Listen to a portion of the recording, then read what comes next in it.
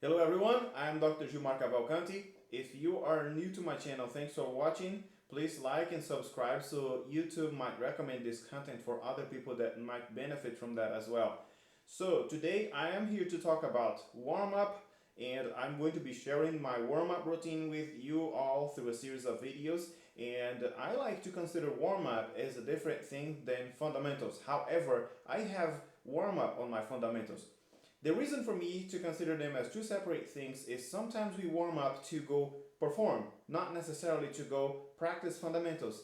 That is why I include warm up on my fundamentals, but I don't consider warm up as just fundamentals, as a lot of people. The way I start my warm up, excuse me, I can't talk today. I guess I need more coffee. Don't know if you all are coffee drinkers. I am. I love coffee.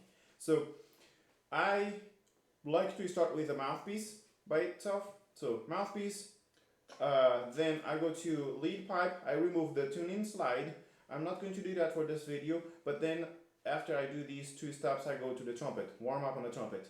You might be thinking that it might take a long time to do that. You don't have to do all of the exercises or all the steps that I feel like. I'm going to be sharing what works for me. So you do what works for you, okay? So I have compiled some of these exercises that I'm going to share with you on a little book that you can find for free on my website. Just Google my name, but I'm going to also leave the link below so you can check it out. And if you have questions, concerns, suggestions, please comment below or contact me directly, and I'm going to be happy to assist you with anything. Okay, so thanks for watching again, and there we go. So I like to do this exercise my first thing in the morning. I haven't warmed up today, so please no judgments. I am not a perfect musician, so it's not like I'm going to wake up and have a perfect buzz on the mouthpiece, okay? So no, especially because I haven't practiced today yet. So uh, I like to practice with a metronome. Quarter note equals 60.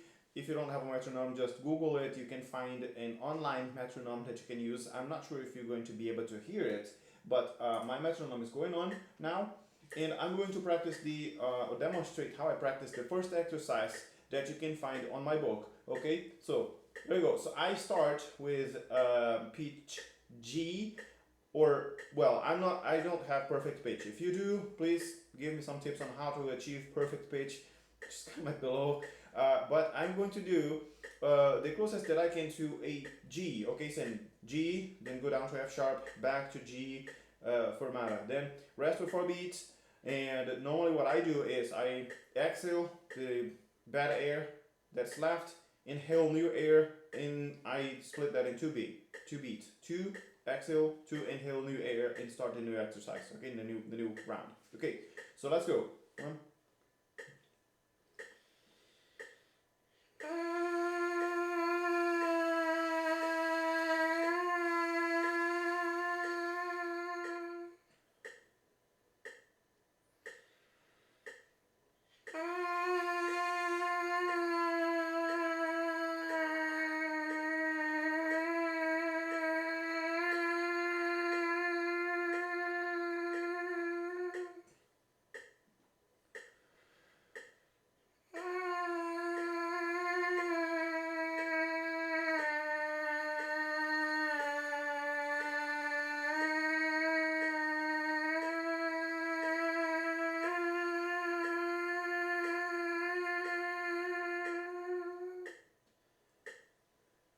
So I did that. This is one way of doing this exercise here.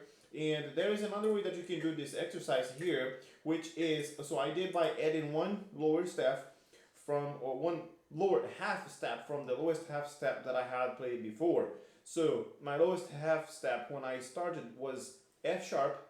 Next time that I play the exercise, I do F natural, and always going down from the starting note G and back up to the starting note G through half step, okay? I also play, as you heard, on a glissando type of playing, because my goal is not necessarily to achieve the pitches, okay? To be playing the pitches, the correct pitches.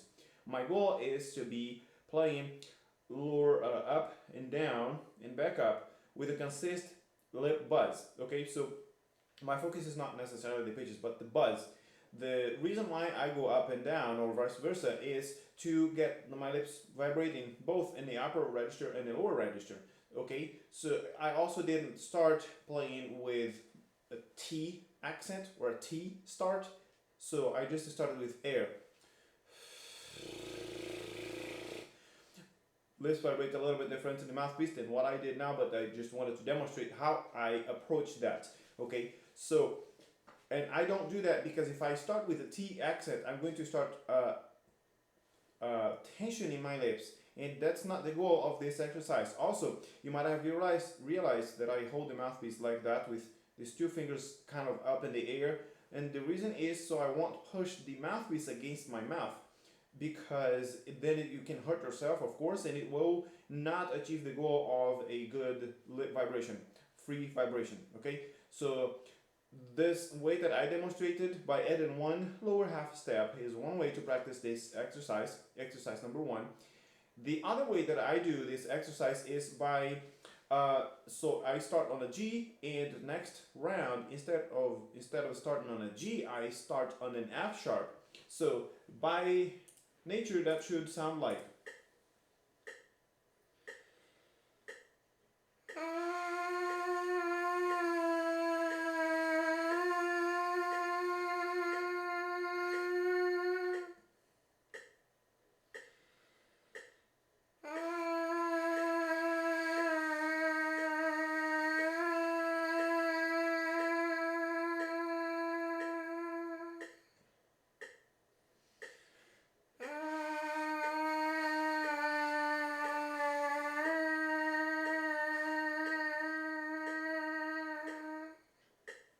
So that's the other way that I play this exercise. As you could hear, the lowest note that I played for my starting note was a third, but normally I play one or the other for my daily routines. It depends on what day I'm playing what. You know, if I've played yesterday, I played one style, like by adding one note. Today I would play the other way, and the reason for that is you don't want your autopilot to be turned on by repetition, like you do the same thing every day, and your brain gets on an autopilot, because if you get into that mode, you're going to be prone to commit mistakes, and you don't want to practice mistakes, because if you practice mistakes, you don't get better at what you do, you get worse because you are reinforcing the mistakes. Okay, so I change my exercises a little bit because of that, and so I do one exercise a day and I alternate do an exercise the other day, and so on. Okay, so if you have any questions or concerns, let me know. Oh, by the way, I don't think I concluded my thought on that, but so I start on a G, and so since the lowest that I did today was an E to demonstrate that, so the video won't get so long, I practice starting on a G and going low to a C, so about a fifth, okay, before I go into the lead pipe exercise, which will be on my next video. So thanks for watching, and I hope to see you.